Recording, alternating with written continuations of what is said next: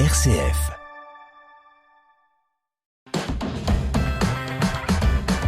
RCF. Vitamine C, Christopher Fausten.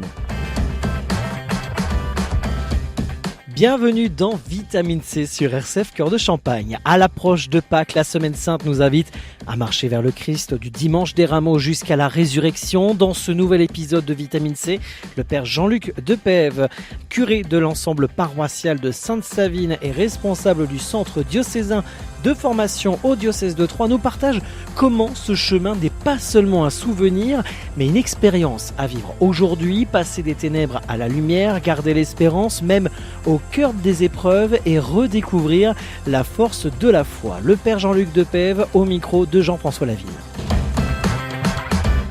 La vie chrétienne dans les paroisses et les mouvements, c'est Vitamine C sur RCF. Le père Jean-Luc Depève. Bonjour mon père. Bonjour. Alors, vous allez nous parler de Pâques, mais pas seulement. Alors, mon père, Pâques, c'est certainement le temps fort, ou un des temps forts en tout cas de l'année pour les chrétiens. Avant de l'évoquer, dites-nous en quoi et comment il est également important de cheminer durant la Semaine Sainte. C'est quoi cette Semaine Sainte ? Mais la Semaine Sainte, d'abord j'aime rappeler que si chaque année, bien sûr, il y a une Semaine Sainte, c'est pas pour se souvenir ou pour rappeler ce qu'il y a eu, c'est pour aujourd'hui. Et donc, chaque année, c'est différent pour chaque personne, même si les événements qu'on célèbre sont connus par le texte, mais pas connus parfois par soi-même. Et donc, la Semaine Sainte, bien sûr, c'est la force aussi de notre foi en la résurrection. Mais j'aime rappeler aussi que s'il n'y avait pas eu Noël, il n'y aurait pas Pâques. Donc, il ne faut pas l'oublier non plus, mais de l'extraordinaire de ce qu'on vit pendant cette Semaine Sainte, qui commence avec dimanche, avec les rameaux de Jésus qui rentre à Jérusalem et qui est accueilli par certains, regardé par d'autres, et peut-être aussi forcément un regard pas trop positif, puisqu'il dérangeait tellement. Et puis ça, c'est pour les rameaux, on l'accueille avec des rameaux.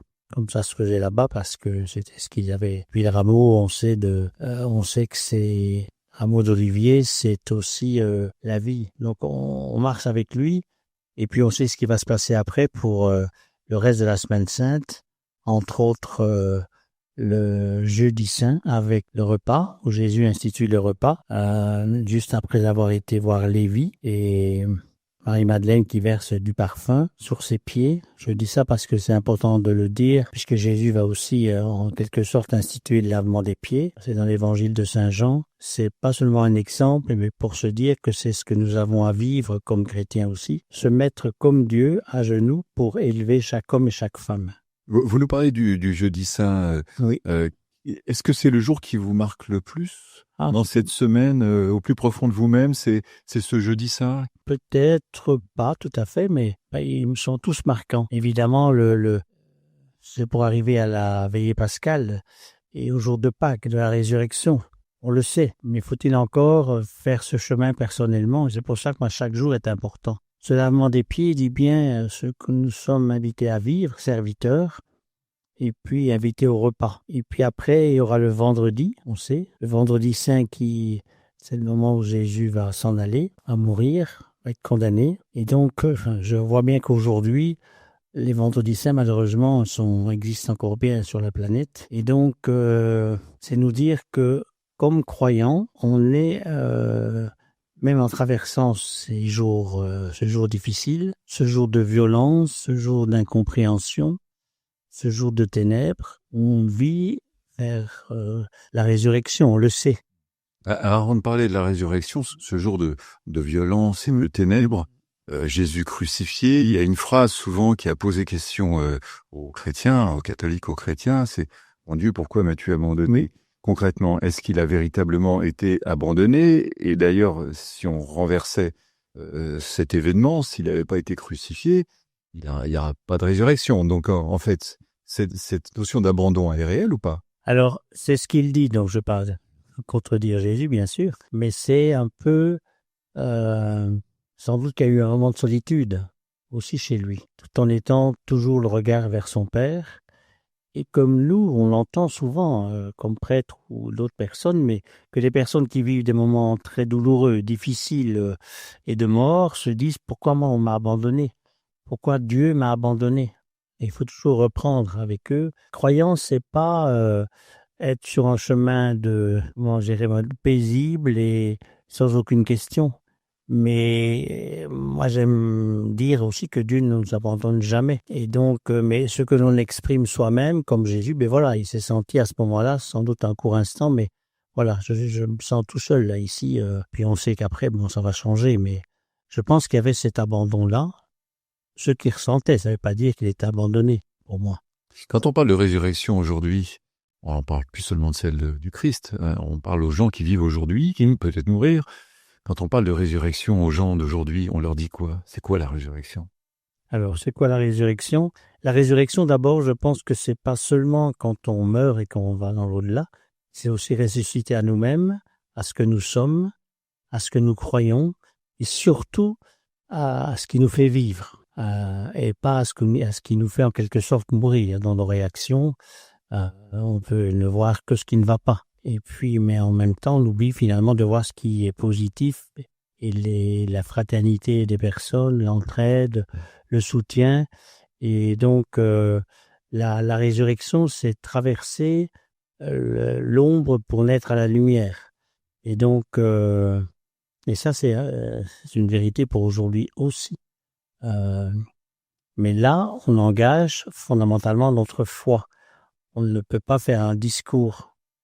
Donc, quelqu'un me disait il y a longtemps, une amie d'enfance, son fils est mort à 11 ans, enfin un de ses fils. Elle est venue quelques semaines après me voir en me disant « Est-ce que tu peux me dire si mon fils est heureux là où il est ?» Je dis « Je ne vais pas te donner une réponse toute faite. Je dirais qu'il est avec d'autres, qu'il est en présence de Dieu et qu'il veille sur vous, qu'il continue la route. Mais je ne peux pas te prouver des choses. » Donc, c'est une question fondamentale de foi, de ce qu'on appelle dans l'Église le kérigme, qui est notre foi dans la résurrection, en ce Christ présent aujourd'hui, mais autrement. Passer des ténèbres à la lumière, donc c'est l'espérance, c'est la foi, c'est ce qu'il y a de plus dur aujourd'hui ? Ça reste toujours difficile. C'est facile quand on vit, tout va bien, tout est beau, et tant mieux. Mais quand il y a un accroc quelque part, pour soi-même ou pour d'autres très proches, ça peut questionner. Je ne suis pas dans ce chemin-là, mais ça peut questionner. Et donc, on essaie aussi d'expliquer que la foi, elle va jusque-là, au-delà de ça, puisqu'il y a une vie après la mort. Et comme des élèves m'avaient dit un jour, mais vous y croyez, vous, monsieur, à ça ? Je dis, bien sûr que oui, mais j'ai pas de formule pour vous faire croire. Et c'est un chemin permanent, et qui nous dit bien que, et moi j'aime bien rappeler que ceux de mes proches qui sont morts, mais je sais qu'ils sont présents. Donc, je fais pas un discours, je dis, ils sont bien là. Ils veillent sur nous. Faut jamais hésiter à se tourner vers eux. Et ça, c'est une question de foi, c'est pas une question de démonstration. À vivre donc durant cette semaine Oui, sainte c'est ça. et jusqu'à Pâques. Oui, jusqu'à Pâques. Et c'est pour ça que on peut vivre la résurrection, enfin, si je peux le dire, ou vivre des passages de la semaine sainte n'importe quand dans l'année, bien sûr. Bien sûr, ouais. C'est toute cette force qui est en ce Christ présent par son Père. Merci pour ce témoignage, Voilà. Père. Merci Jean-Luc. Vitamine C, l'actualité des chrétiens et les chrétiens qui font l'actualité. Avant de nous quitter ce mardi soir à la cathédrale Saint-Étienne de Châlons-Champagne, plus de 350 fidèles ont participé à la messe chrismale présidée par l'évêque de Châlons, Monseigneur Franck Javary, en ce temps fort de la Semaine Sainte. Au cœur de la célébration, la bénédiction des huiles saintes et le renouvellement des promesses des prêtres et diacres. Dans son homélie, l'évêque a invité les fidèles à vivre pleinement leur mission de baptiser. Il a également souligné l'importance de l'huile des catéchumènes, signe de vitalité pour l'Église diocésaine, une priorité rappelée dans sa lettre pastorale alors que 42 catéchumènes sont actuellement en chemin dans le diocèse. L'augmentation du nombre de baptêmes d'enfants, d'adolescents et plus encore d'adultes nous donne de la vigueur. Ce n'est pas, frères et sœurs, un feu de paille, c'est le feu de l'Esprit Saint. Le moment est favorable, c'est aujourd'hui que Dieu veut consacrer beaucoup de chercheurs de Dieu et les faire rentrer dans l'Église. Alors il paraît qu'il ne faut pas mettre de l'huile sur le feu, mais si, Il faut mettre l'huile des catéchumènes sur le feu de l'Esprit Saint et ainsi propager cet appel, cet amour. Alors je redis mon espérance et ma conviction. Derrière chaque catéchumène connu se cachent 10 catéchumènes encore inconnus.